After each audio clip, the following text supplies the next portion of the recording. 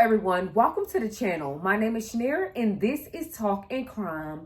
We have another reaction video today, but before we get started, don't forget to hit that subscribe button, like, comment, and definitely share this video. Oh, and you guys, drop down in the description. I have journals, planners on Amazon, and I also have digital products. So drop down in the description and check those out. Let's get started on today's reaction. Watch my roommate drag his girlfriend's body out of his bedroom. Story time. Yes, I'm in my office, but I'm on my lunch break, okay? So don't come at me. So this was about 4 years ago. I lived with 6 other roommates at the time. There was 6 bedrooms in the house. His room was at the very front of the house towards the front door, and mine was the furthest. At 8 a.m., 7 a.m., I would say, I was getting ready for work. I was about to leave for my nail appointment, and I hear, just like outside my door, I could hear like rustling and like really hard breathing, like. So after I heard all this rustling and hard breathing go on for about a minute, I was like, what the fuck is that? So I opened my door because it did freak me out. Like I peep, and right as I open the door, I see him, because like there's like a hallway, right? So like if I opened my bedroom door, I could see straight to the front door to where his bedroom was. As soon as I open the door, he's dragging his girlfriend. She's unconscious, by the way. His girlfriend's body out, and she's fully naked, like fully, no underwear, no bra, nothing, like fully naked by the arms. So she's like this. She's like this on the floor, and he's pulling her out. So as soon as I saw that, my heart dropped, and he didn't see me because he was struggling. Like I was like, what the fuck? And I closed the door, and I was like, my heart was. So now I'm in my room, like fuck, like pacing back and forth, like what do I do? A minute passes by, and I just hear a bunch of people swarm into the house. So I opened my bedroom door again, and there was ambulance, like I think like EMT people, like paramedic people, and police officers.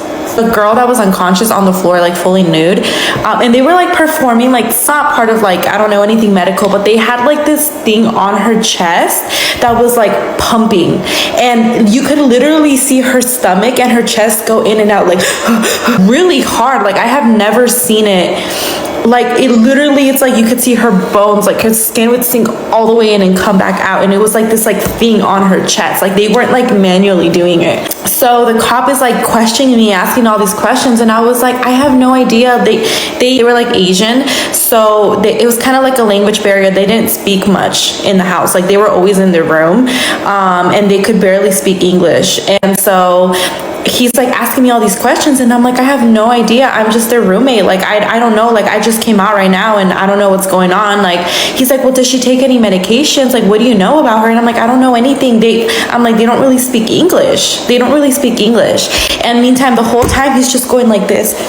Like he's like, I'm not gonna judge because like I don't know how I would react in that situation, but he was like going like this, like he was like rubbing his head, right?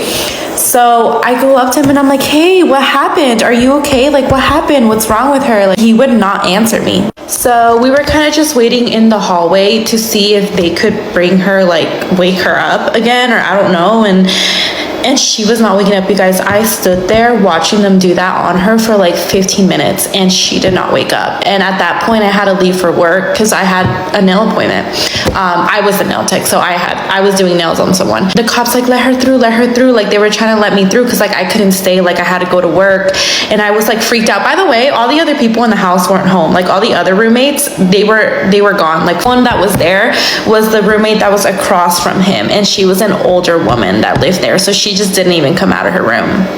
So I go to work, and I don't know what happened, but when I come back home, he was gone. She wasn't there. I didn't know what happened. So I'm like asking the older woman that lives at the front, that's like across from him, like, hey, what happened? Because she's in the kitchen. She's like, they took her in the ambulance, but they were questioning him, and apparently he was like, I don't think he was drunk, but he was under the influence or something, because she said that they made him do like what's like the test that, like the sobriety test or something, I don't know what it's called, but they were making him do that out in the street outside. Supposedly he said that she just didn't wake up, that he woke up and she just, like, he moved her and so she wouldn't wake up. Supposedly there was like a box of medications like on the countertop in the kitchen. Like I think they were trying to like look through to see what she took or something, and me being nosy, I'm like, let me see what's in here. I couldn't. I didn't know what any of it was because it was in a different language. Like it was in a completely different language, all the labels, everything. My girlfriend at the time that lived there,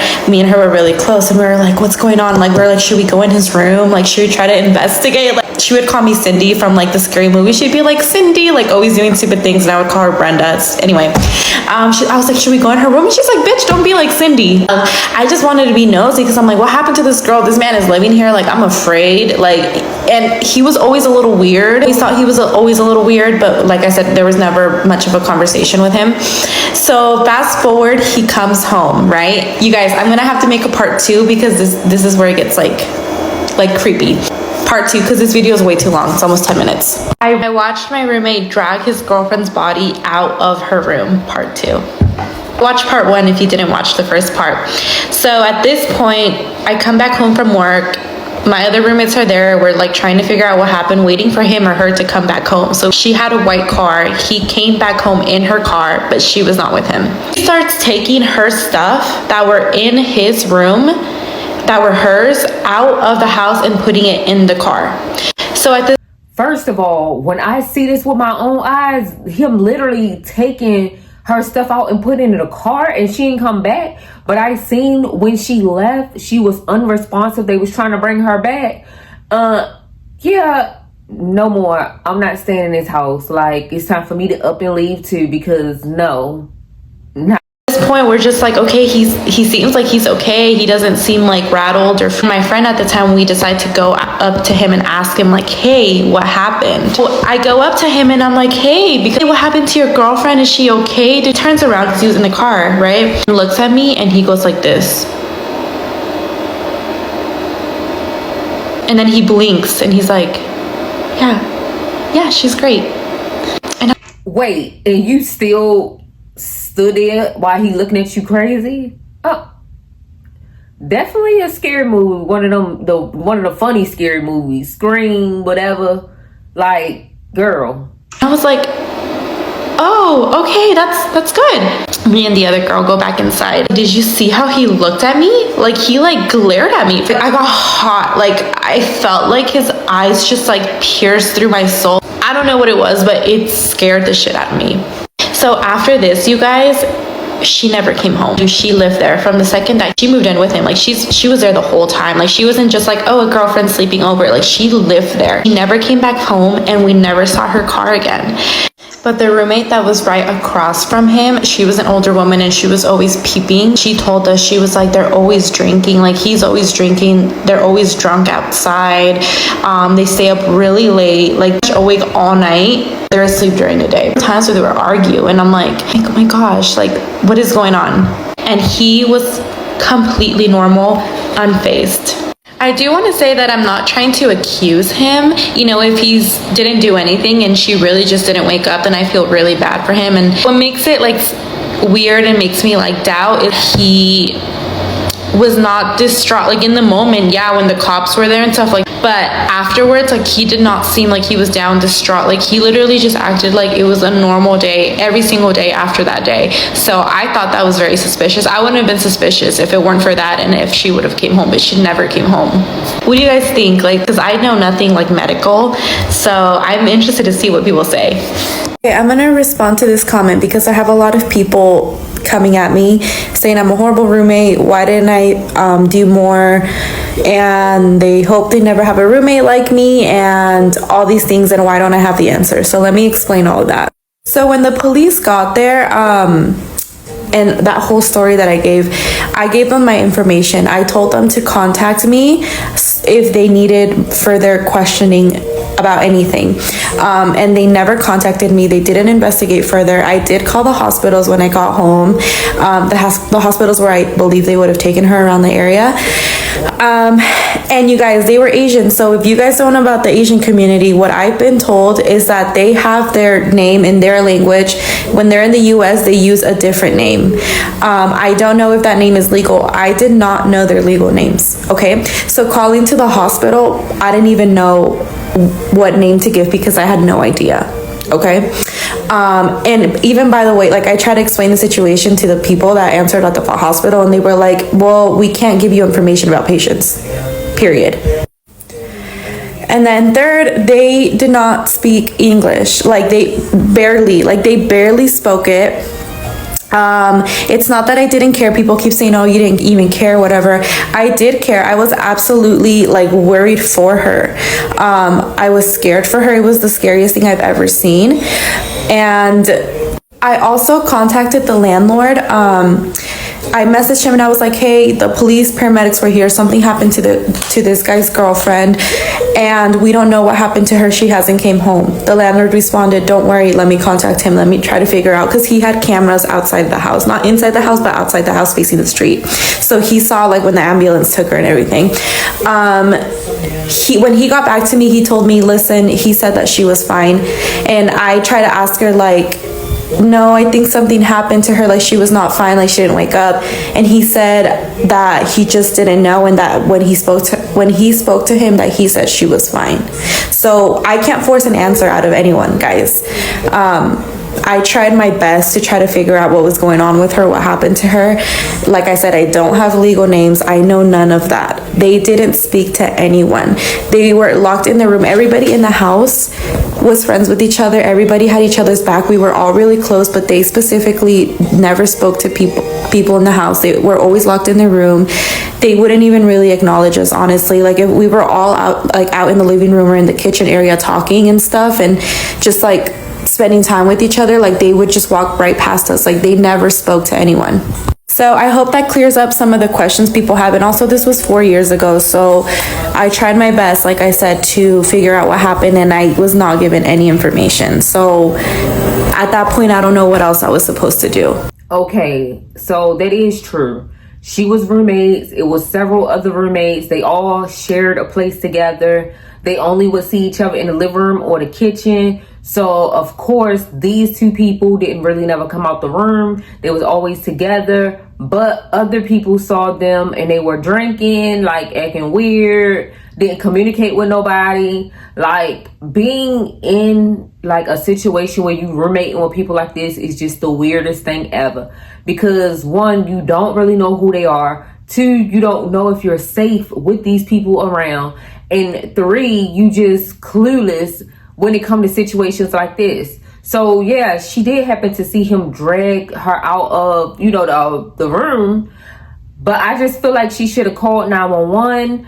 I kind of feel like the older lady called 911, but still, like, I would have got on that phone and called 911 so quick, because I actually seen him drag her out. I would have been spooked like I don't know what. To see an unresponsive person being dragged out by a significant other is the weirdest, strangest thing ever. But I don't know, like, maybe she didn't wake up and he was just scared and was trying to get help and get her out the room. Because at the end of the day, like, who would literally go to the extent of murdering their significant other or somebody in a place where they're sharing with several other people, where they're roommating at? So maybe she didn't wake up. But if he did murder her or do something to her, like, he's crazy. He's really crazy. Like, too many witnesses, the noise, like, you bound to go to the prison. But detectives probably did investigate and determined that she might have overdosed or like something, as far as her health issues, health-wise, you never know. And for people to think that she was a horrible roommate or whatever, I don't necessarily think that. I do think that she should have called 911, should have went down to the police station to ask for more information, since they did question her about the situation, and she is living in a place where she's roommating with this guy. And she don't know if she's safe. She don't know if he gonna get her next, because she was the first person that saw it. She don't know anything. So I would have went to the police station and clarified the whole situation. But far as her, people expecting her to call the hospital to see if she okay and all that, she right. It's a HIPAA violation, and they can't give information like that, especially if it's not a close relative or like the power of attorney. They cannot give that type of information.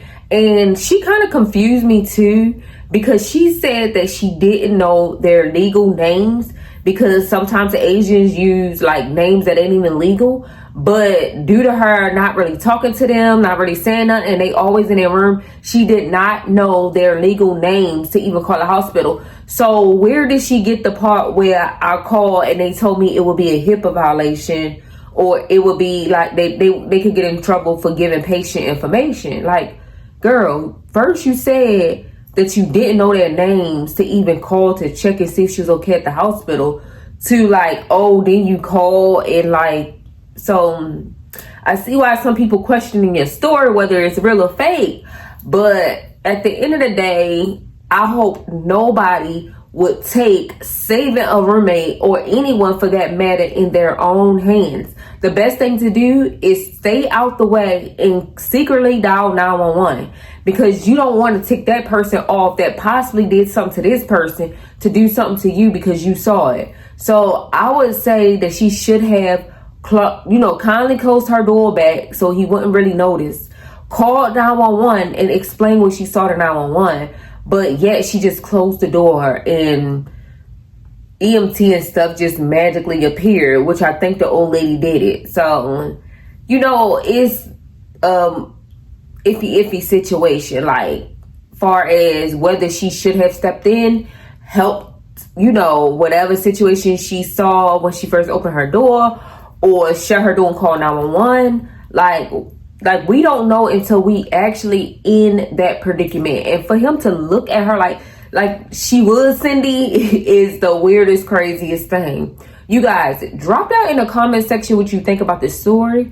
Y'all, if you watched to the end and you have not subscribed yet, join the family by subscribing. What are you waiting for? Join the family. And don't forget to check the description for digital products and also my Amazon KDP journals and planners. And you guys, I hope you all have a blessed day.